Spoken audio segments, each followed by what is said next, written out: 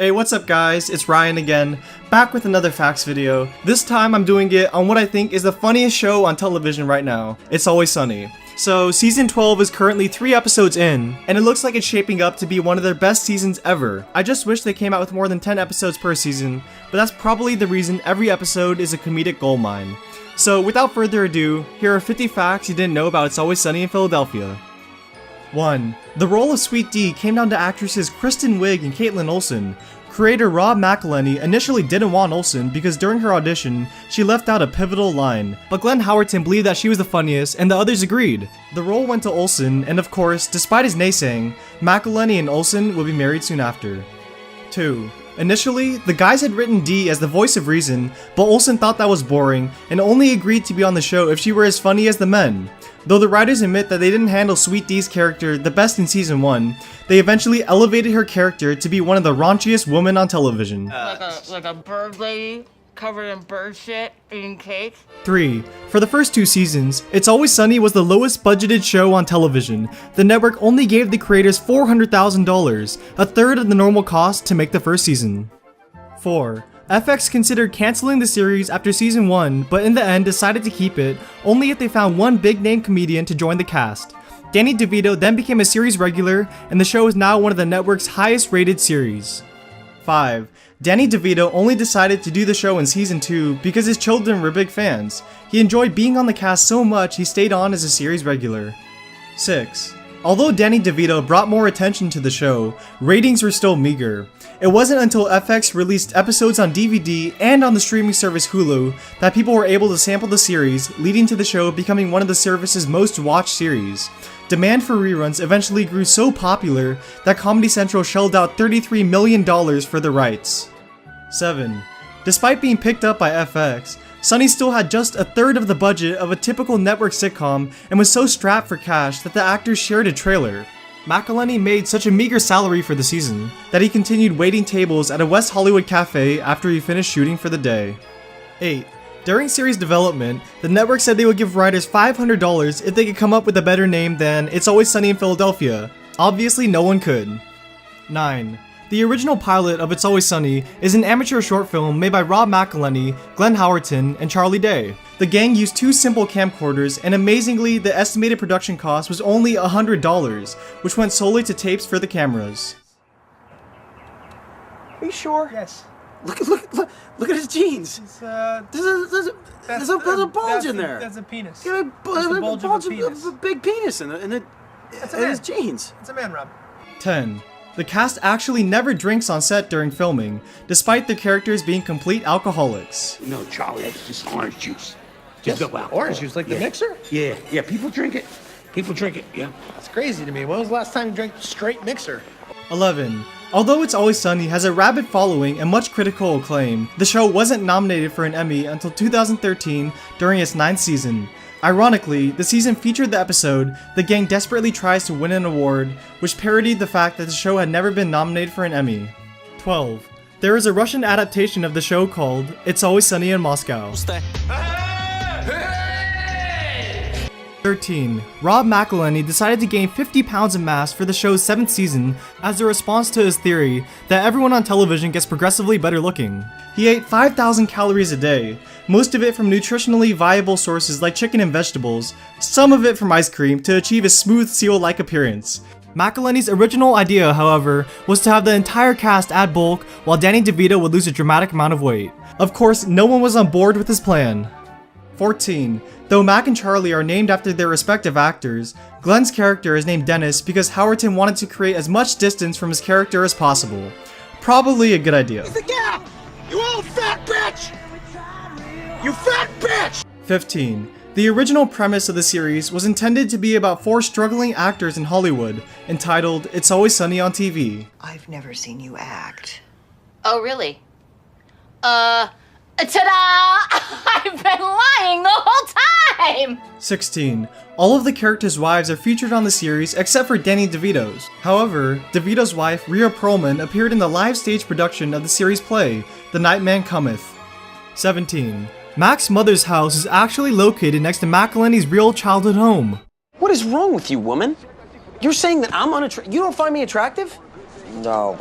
And you're, what, not gonna have sex with me?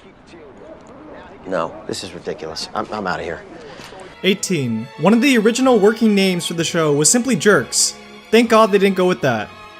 19. Rob McElhenney and Caitlin Olsen became partners in a Philadelphia bar called Skinner's a few years back. They naturally changed the name to something more fitting of the show that made them stars and named it Mac's Tavern. The bar and restaurant features menu items like Sweet D's Turkey BLT and Mac's Chili. 20. Charlie Day said that his character's habit of dressing in a green bodysuit for sporting events was inspired by a friend of McCallany's who did the same thing for Philadelphia Eagles games. The show went on to inspire at least 2 Vancouver sports fans to show up at hockey games in the same outfit.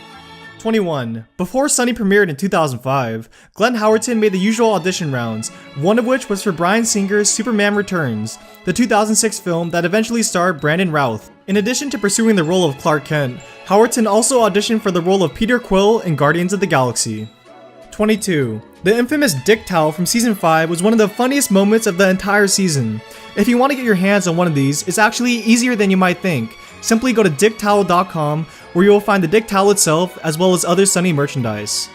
23. The most viewed episode of It's Always Sunny in Philadelphia is the Season 7 premiere, Frank's Pretty Woman, which pulled in 2.28 million viewers. I think I've been poisoned by my constituents! Oh my God! Can I offer you a nice egg in this trying time? Yeah, 24. The show's pro-gay marriage stance and the revelation that Mac is gay stems from McElhenney being raised by 2 gay mothers.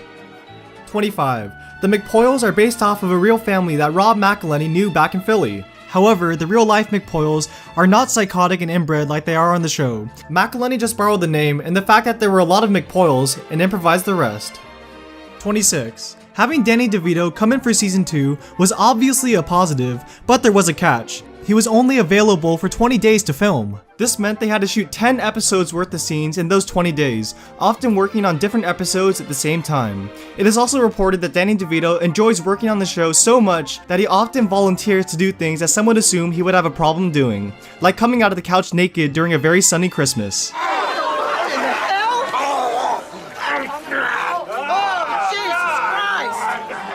27. If you're thinking that Dennis has become increasingly more sociopathic over the last few seasons, then that's because it's exactly how Glenn Howerton wants it.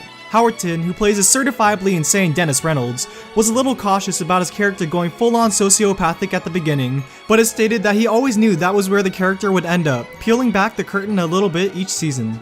No. Sorry, no. There's nowhere to go. There's really nowhere to go. 28. The opening credits of It's Always Sunny are instantly memorable, despite the fact that it's comprised of shaky handheld footage of Philadelphia landmarks shot from inside a car. They were shot one night by Glenn Howerton, Charlie Day, and Rob McElhenney on a camcorder as they drove around the city, costing basically nothing except the price of gas needed for the car. 29. This is how straight Mac is, according to one of his chapters in the gang's self-help book, The 7 Secrets of Awakening the Highly Effective 4-Hour Giant, today. 30. The Season 8 episode, The Marine Ponderosa Wedding Massacre, introduced Sunny fans to a whole new set of McPoyles, including the heavily bearded Poppy McPoyle. What some people might not know is that Poppy McPoyle was actually played by Guillermo del Toro. 31. McElhenney and Olsen are not the only stars from the show who are married to each other. Charlie Day and Mary Elizabeth Ellis are also happily married with kids in real life, despite their odd on-screen relationship. 32. Charlie Day met Mary Elizabeth Ellis in 2004 when they played incestuous twins on Reno 911. I'm sorry. Really? Yeah, look at me. No. Look at me. Can't. Look at me. 33. On top of that, Kaylee, the woman Dennis re-Dennises in the Dennis system, is actually his wife, Jill Latiano. You bitch! You're gonna die tonight! 34. From 2007 to 2009, Fred Savage got behind the camera for 19 episodes of It's Always Sunny. Some notable installments include both parts of Mac and Charlie Die and The Waitress is Getting Married. He's also helmed episodes of shows like Happy Endings, Modern Family, and Two Broke Girls. 35. Caitlin Olsen's physical comedy chops are absolutely impressive. The actress throws her body around all for the sake of a gag, and it works. She said, "I don't want the stunt double to do it, unless it's like a quick thing, because that's part of the acting. I want to do that." There's a lot of acting that happens in between the running out and the head hitting. That authenticity comes with downfalls, however. During the show's 11 seasons, the star has broken her foot, back, and heel. She also fell through a floorboard, and according to BuzzFeed, ripped her calf open on a metal spike. 36. There is a hidden audio message from McElhenney, Howerton, and Day over the end credits of every episode of It's Always Sunny. They are played backwards and are generally pretty weird. You're stupid for playing this forward. You're stupid for playing this forward. You're stupid for playing this forward. Is it brown? Is it brown? Is it brown? Good work. Is it brown? Is it brown? Is it brown? Good work. 37. There was a short TV spin-off back in 2007 called Danny DeVito and the Contract. The plot is that Charlie Day forgets to read his contract for season 3 of It's Always Sunny, and the contract says that he has to perform oral sex on DeVito. Sit down on the toilet and do your job, you little bitch. Come on, Charlie, be a sport.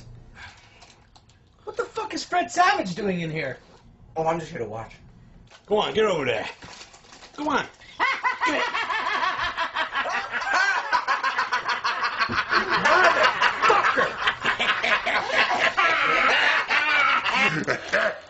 38. Carl Weezer from Jimmy Neutron bears an almost uncanny resemblance to young Frank Reynolds, aka Froggy. 39. The real exterior of Patty's Pub isn't actually in Philly, it's the Starkman building in Los Angeles. 40. Reddit user Bacon Cowboy noticed something very funny in the episode The Gang Gets Trapped. It looks like they bought an Indiana Jones costume and had a hard time deciding who got to wear it. 41. In the same episode, there is a waitress who Frank fancies. Weirdly enough, the waitress is actually played by his real-life daughter, Lucy DeVito. Okay, I'll be back in a second. Isn't having children a blessing? What? 42. In Dennis and Dee Get a New Dad, you can see Charlie giving himself a tattoo in the background of a scene. It is supposed to say bad news, but he gets interrupted by Frank, so it only says bad new. That bad new tattoo has remained on Charlie's arm for every other episode since. 43. Rob McElhenney has appeared in a few other notable TV shows. He played Aldo in 2 episodes of Lost, Lou Tuckers in The Mindy Project, and here he is in an episode of Law & Order from way back in 1997. He was a serious contender for the lead role in Jurassic World before Chris Pratt was eventually chosen. He was also beaten to the role of Peter Quill in Guardians of the Galaxy by Pratt as well. 44. When Charlie Day, Glenn Howerton, and Rob McElhenney are coming up with storylines, they go through a variety of ideas that are sometimes influenced by their morning commute. Charlie Day said he'll listen to NPR en route to the office and riff off whatever the news of the day is. He told AV Club, "They'll be talking about North Korea or the gas crisis, and I'll say, we should work this into one of our episodes." Howerton told EW he is also influenced by the radio network. "That's where I get all my ideas from. The crew often has the characters take sides on a divisive issue, and no matter what, according to Howerton, everybody ends up being wrong." 45. Sunny has had its fair share of hilarious and catchy musical numbers over the years. Songs from episodes like Sweet D is dating a retarded person, The Gang desperately tries to win an award, and the incredible The Nightman Cometh immediately come to mind. Invariably, these songs are usually performed by Charlie. According to Glenn Howerton, the gang tries to write the songs together, but Charlie always ends up taking over and comes out with some of the most awesomely weird songs ever sang on television. Where are you getting that from? All right, no. It's just 2 men sharing the night. It might seem wrong, but it's just right. It's just 2 men sharing each other. It's just 2 men like loving brothers, one on top and one on bottom. 46. During a Reddit Ask Me Anything, Aaron Paul said that if he could be on any show other than Breaking Bad, it would be It's Always Sunny, Game of Thrones, or House of Cards. He would join former professional wrestler and B-movie actor Roddy Piper, who has appeared in a couple of Sunny episodes. Howerton has mentioned that his preferred guest star would be Al Pacino, just to have Pacino scream at him for 5 minutes on camera. Where did you learn your trade, you stupid fucking cunt, you idiot? Whoever told you that you could work with men? 47. The original camcorder pilot was missing both the bar and actress Caitlin Olsen. The prototype D was played by Jordan Reed, then girlfriend of McElhenney, who was expected to continue on when the series was picked up by FX, but according to Reed, her breakup with McElhenney led to her being recast in the show. 48. Rob McElhenney dreamed up the idea for the show. He said he had woken from a dream where a man had cancer and the man's friends were terribly insensitive to it. McElhenney then turned that dream into the show of a group of characters who are completely shut off and insensitive. Hence, It's Always Sunny in Philadelphia was born. Get up real close to him. Hey, asshole! Oh, shit! 49. David Hornsby plays cricket, but he also contributes behind the scenes. He is an actor, writer, and producer. Oh, and he's also married to Bone star Emily Deschanel. 50. Philadelphia has around 8 to 12 days of precipitation per month, whether it be rain, sleet, or snow. It is actually estimated that Philadelphia only has 93 truly sunny days per year, but it's occasionally sunny in Philadelphia doesn't have quite the same ring to it. Hey, I hope you guys enjoyed the video. I had a lot of fun making it. If you could leave me a like, that would be awesome, and subscribe to the channel for more videos like this. The 2 videos I have coming out next are Harry Potter theories and How I Met Your Mother facts, so stay tuned for both of those. Alright, I'll see you guys later. Peace.